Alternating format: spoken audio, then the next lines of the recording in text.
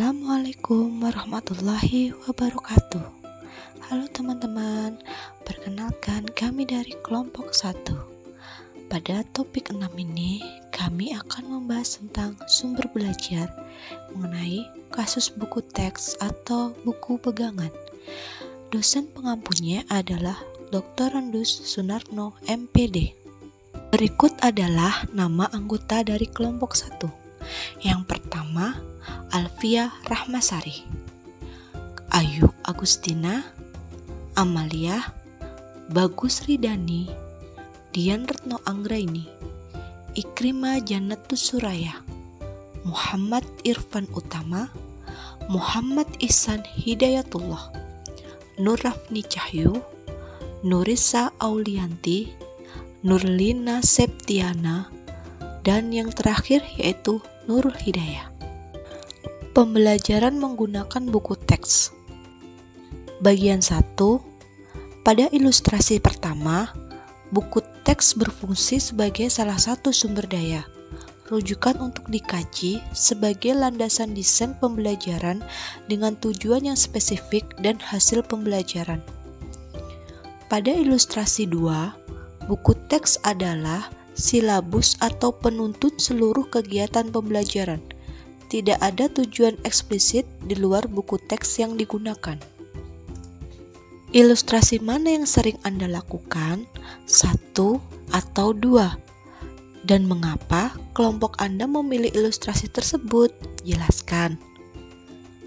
Kami memilih untuk melakukan ilustrasi 1 karena buku teks hanya bagian dari sumber daya belajar dan bukan sumber utama atau penuntut pembelajaran. Namun, di lapangan masih terlihat banyak guru yang melakukan ilustrasi. Ilustrasi mana yang menurut Anda cocok dan sesuai untuk peserta didik kekinian? Jelaskan.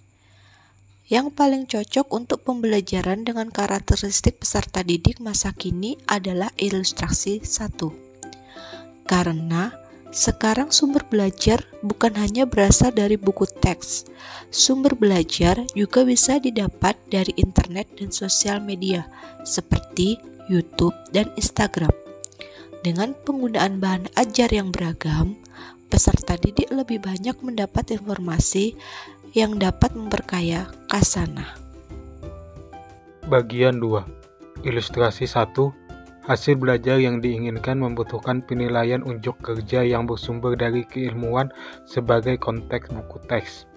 Ilustrasi 2. Penilaian terdiri dari tes pengetahuan, sikap, dan keterampilan yang ada pada buku pegangan dan mungkin terpisah atau LKPD, namun masih terkait erat dengan buku teks.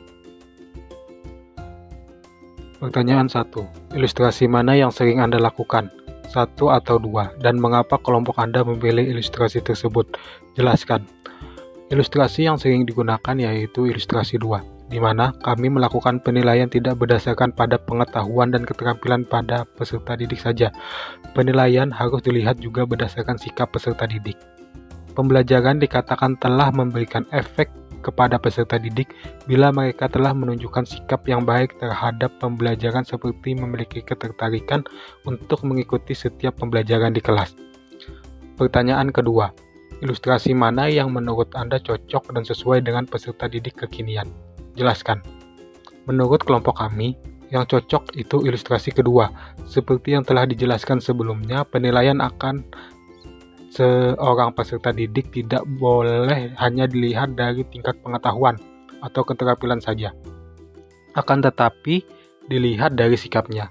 Apabila sekarang yang menggunakan kurikulum Merdeka yang menekankan pada profil pelajar Pancasila. Bagian 3. Ilustrasi 1. Buku teks digunakan untuk mengungkap, menyoroti, dan mengeksplorasi pertanyaan-pertanyaan penting dan tantangan keilmuan yang mendukung kinerja inti dalam subjek. Ilustrasi 2. Tugas peserta didik adalah mengetahui apa yang ada dalam teks, pertanyaan penting dan tujuan, serta kinerja belajar terdapat dalam buku teks, sehingga Buku teks merupakan panduan membaca, diskusi, dan persiapan hingga akhir. Dari pertanyaan pertama, kami lebih sering melakukan ilustrasi yang pertama, karena dalam proses pembelajaran sebagai guru tidak hanya terpaku pada satu sumber buku. Kami memanfaatkan teknologi untuk mencari sumber belajar lainnya seperti dari Google, YouTube, artikel, jurnal, dan buku lainnya. Kami akan mencari sumber yang relevan terlebih dahulu, kemudian membagikan kepada peserta didik, sehingga peserta didik dapat mengakses sumber pembelajaran.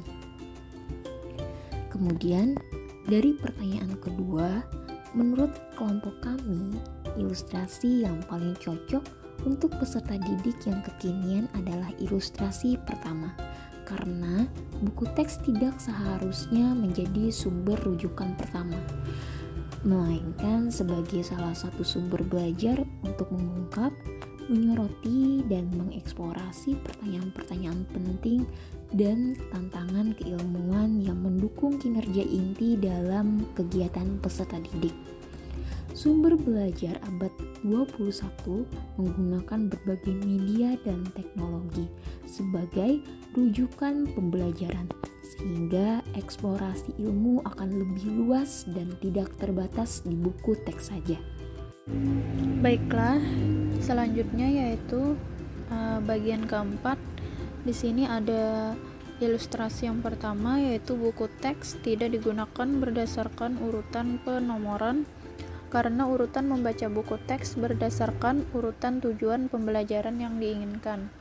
Terus ilustrasi yang kedua, teks dibaca dan dimanfaatkan berdasarkan urutan penomoran. Nah, ilustrasi mana yang sering Anda lakukan?